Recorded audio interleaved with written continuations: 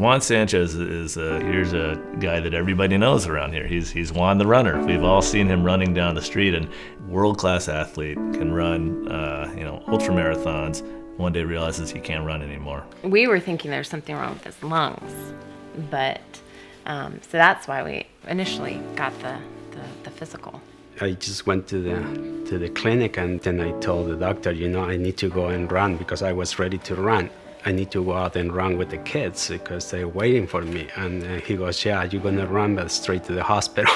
You just go, grab your wife, and then straight to the hospital because your heart is just, out of control. He developed an arrhythmia called atrial fibrillation. And because of that, the size of his heart changed dramatically.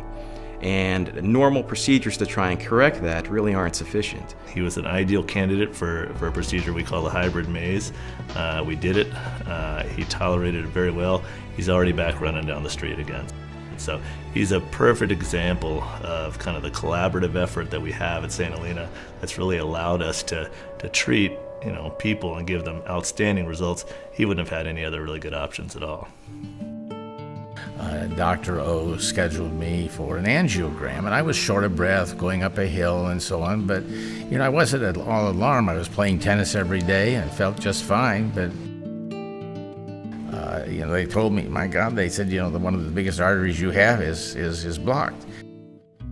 As soon as they determined that I was a candidate for immediate heart surgery, they wheeled me out on the gurney, and I went down the hall into the elevator and up to the 4th floor.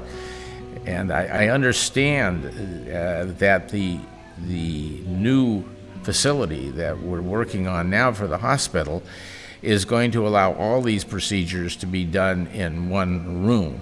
Our current cath lab equipment is great for a cath lab, but it can't be used, and the room is not suitable to be transitioned rapidly to an operating room. Now, at the cutting edge of cardiovascular care, the surgeon and the cardiologist are working side by side in the same room on the same patient in order to provide that patient with the best possible care. A hybrid operating room allows that to happen. So now we can have one room where you have the sterility and the operating room team and all the capabilities of a major operating room with the visualization of a cath lab. It really allows us to do things that you just can't do in the two separate rooms together. That will allow us to do the procedures we're already doing more effectively, and it will also allow us to do some procedures that we're not doing yet, such as transcatheter valves. Transcatheter valves are valves we can put in the heart without doing an open operation. They're valves we can insert inside the heart through small incisions. As we get older, the risks of an open heart operation are higher, and so more and more older patients would benefit from a transcatheter valve. Teresa Oh's father, Joe, has asked me to share his story with you. Joe is an incredibly active 94-year-old man, still sawing down trees in his yard and driving his wife around and going dancing and traveling. And he had, unbeknownst to him, severe aortic stenosis, which manifested itself as he passed out in his yard one day as he was sawing down a tree. And he presented to a hospital in Eureka, where he lives, and was told that there was nothing to do for him, there was no option for him, and that the entire family should fly from other parts of the country to say their goodbyes. And Joe was then transferred down here and found to be actually quite a good candidate for a transcatheter valve. The reality is unfortunately we don't have the equipment or resources at this hospital right now to do these procedures. So Joe took another little trek south down to Stanford Hospital, where he was able to get his transcatheter valve. And a year later, he's doing well. He's back to sawing trees down in his yard and chopping wood and dancing with his wife and going out to dinner and traveling and driving everywhere. So in a normal operating room, the C-arm that they have, the pictures aren't quite adequate. That's why we can't use a normal operating room to do the procedures that we'd like to do. The better the quality of the picture, the better the physicians are prepared to intervene on whatever blockage they may see in an artery or whatever problems may arise.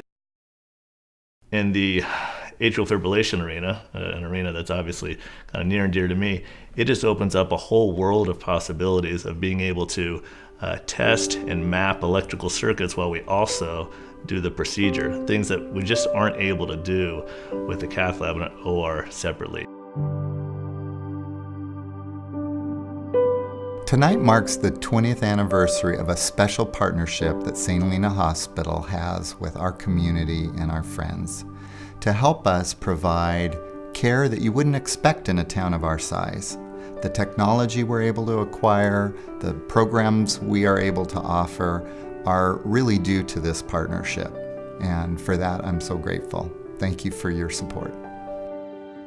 This is a very significant addition to medical care in our specific community.